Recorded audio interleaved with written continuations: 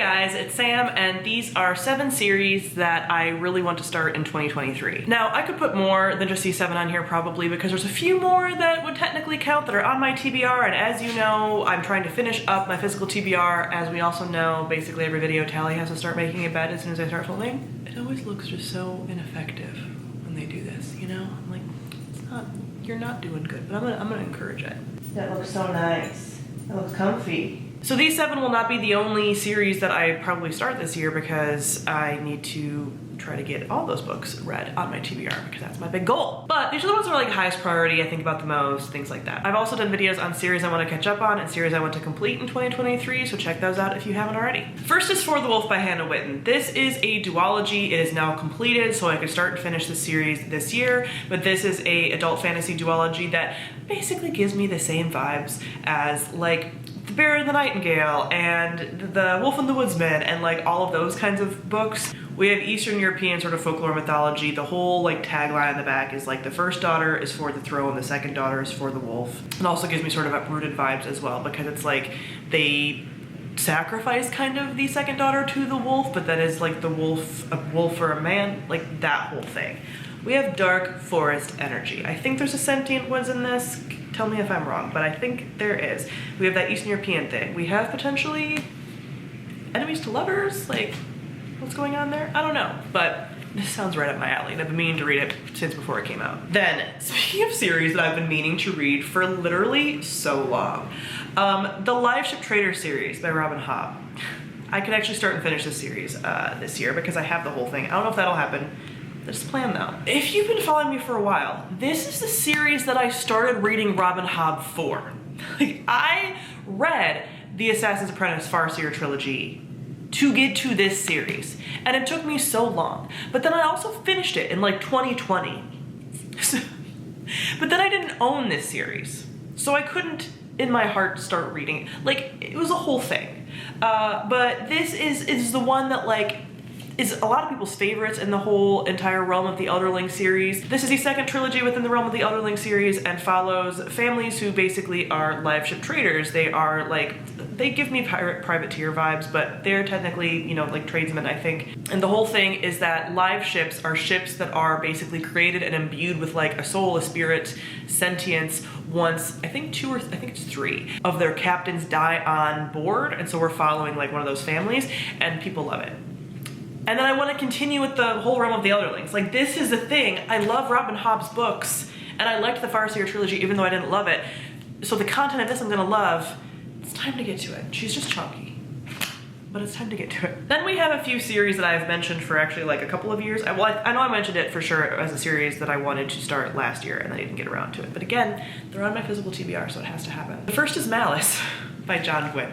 This is both of the next two I'm going to talk about, like I've talked about before, because they're 2 series that I did attempt to start and just could not get through at the time that I started them. So this one, I got 187 pages into it, couldn't tell you anything about it. Couldn't tell you. I do know that it is, so it's like a medieval, I think it's medieval, I don't think it's like more of a Viking feel. No, because his new book is like the Norse mythology one, his new series.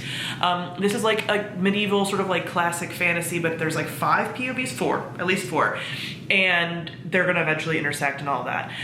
People do seem to really like his current series if I end up not liking this as much, but I wanna give this a shot again. I think that, so I read this during a time, or I tried to read this during a time when I read another book that I recently revisited and I like ended up really liking that one. So I'm thinking I was just in a weird mood at the time, but this is one that I plan to restart. And then if I don't like this, I will give it up and just go with Shadow of the Gods, which is the first book in his like new series. But I want to try Malice. I really do. The second book slash series in that theme is the Dandelion Dynasty by Ken Liu. This one I also got pretty far into. 141. Again, couldn't tell you much about this. A little bit lingers on, but this is a adult silk punk fantasy. So it's inspired by, I believe, Chinese mythology and like history and folklore and things.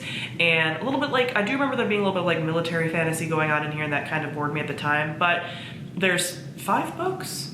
I think it's done now, 4 or 5. And I have a lot of friends that like really like it and say it's like so worth it. And again, I read this right around the same time as Malice, so I think I just wasn't in a good headspace.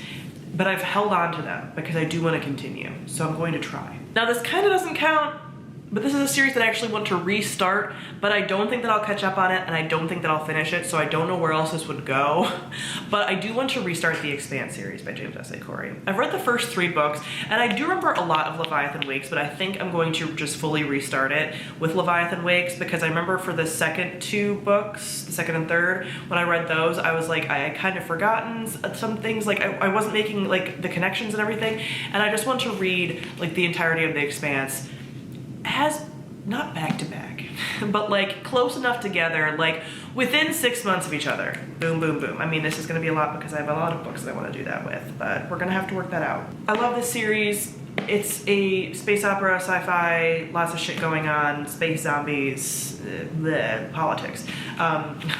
You guys mostly know the Expanse series, I'm pretty sure, because it's a pretty popular series, but I just wanna re-immerse myself in this, and I wanna start doing that this year. Then, to finally wrap it up, are 2 series that I have like not at all ever tried to start. First is The Children of Time by Adrian Chbosky. Is there a name for this actually? It might be called something else. But this is the first book in an adult sci-fi trilogy where Earth is dying, as it is, and humans end up discovering like a different planet, but that's inhabited, I'm pretty sure, by like alien spiders.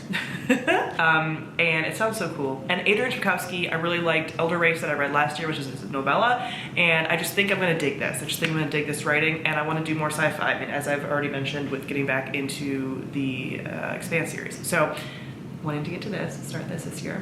And finally, we have the Rook and Rose series by M.A. Carrick? Yes, M.A. Carrick. First book is The Mask of Mirrors. This is the first book in, I think it's gonna be a trilogy, maybe a series. An adult fantasy trilogy, follows a thief / con artist. She's trying to trick her way into a noble home in order to help out her family. And then nightmare magic starts to like weave its way into the city and into the nobility, and there's political machinations and things. And I believe someone has told me, and this is why I keep getting recommended it, that there's something to do with like tarot cards with the magic. So we have some mystical occult shit happening, and I love that. I have the first 2 books in this series on my TBR, so plan to get to this and at least start it. So those are the series that I plan to start in 2023. Comment down below, let me know if you have any series plans for things to start. I have now wrapped up all of my talk of series for the most part, until you get like mid-year check-ins about that.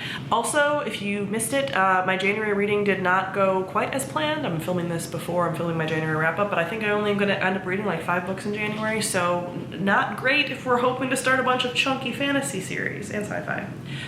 So pray for me. But I'm not in a slump, I just have other things I'm doing. I'm playing my PlayStation, you know? Like, starting a private practice. Having friends. Amazing. Anyway, let me know your reading plans series-wise for 2023 and starting series. Thank you all for watching, and I'll see all of you guys soon. Bye.